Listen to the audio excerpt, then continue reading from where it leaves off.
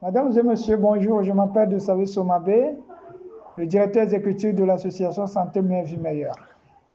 Je suis heureux de vous annoncer la célébration de la journée mondiale de l'eczéma atopique le 14 septembre prochain.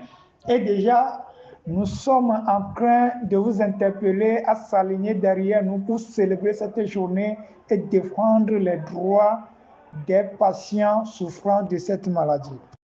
Alors, qu'est-ce que l'eczéma atopique? C'est encore appelé la dermatite atopique. C'est une maladie inflammatoire chronique de la peau. Et comment elle se manifeste? Elle se manifeste par la sécheresse de la peau, la démangeaison intense, des prurites, des rougeurs et plaques, lésions pouvant suinter puis former des croûtes. Alors, cette maladie évolue par poussée des crises alternant avec des périodes d'accalmie.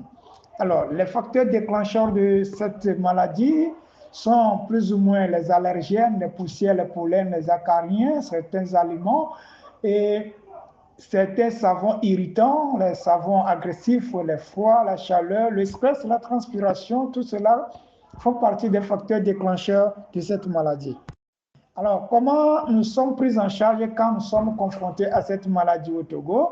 Il y a des formes de prise en charge comme l'hydratation régulière de la peau à travers les crèmes, les émollientes, des traitements de poussée avec des crèmes à base de corticoïdes ou d'autres anti-inflammatoires, des mesures d'éviction des facteurs déclencheurs parfois, des traitements de fond immunomodulateurs, de biothérapie dans les cas sévères.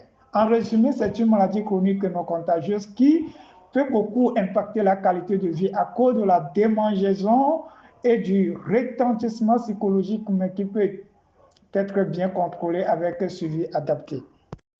Alors, où est-ce que nous pouvons nous référer pour trouver le traitement à cette maladie? Avant ça, nous voulons rappeler que dans le monde entier, plus de 10 à 20% des enfants sont beaucoup plus touchés par cette maladie. Alors, au Togo, il y a des prises en charge qui se font dans des centres hospitaliers universitaires comme le CHU Sylvanus Olympio, le CHU Campus, le centre dermatologique de Lomé, le centre dermatologique de Lomé-Boissimé et le centre gynéco-obstétrique de Lomé.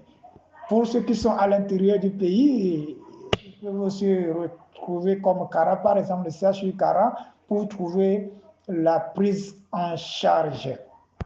Nous voulons à cet effet interpeller les autorités du Togo pour qu'ils puissent mettre suffisamment les moyens pour la bonne prise en charge des patients souffrant de cette maladie. Et aussi, nous voudrons attirer leur attention sur la formation continue des étudiants en la matière, c'est-à-dire former suffisamment des étudiants en spécialité de la médecine dermatologique, car au Togo, la plupart de ces spécialistes sont beaucoup plus concentrés à Lomé, et donc ceux qui sont à l'intérieur du pays ne sont pas prise en charge faute de la disponibilité ou alors de l'inexistence du spécialiste, ou alors quand il veut se prendre en charge, il faut effectuer une longue trajectoire pour avoir accès au traitement. Alors, à cause de ces difficultés, une fois encore, nos gouverneurs, nos autorités, nous attirons votre attention sur cette thématique, à prendre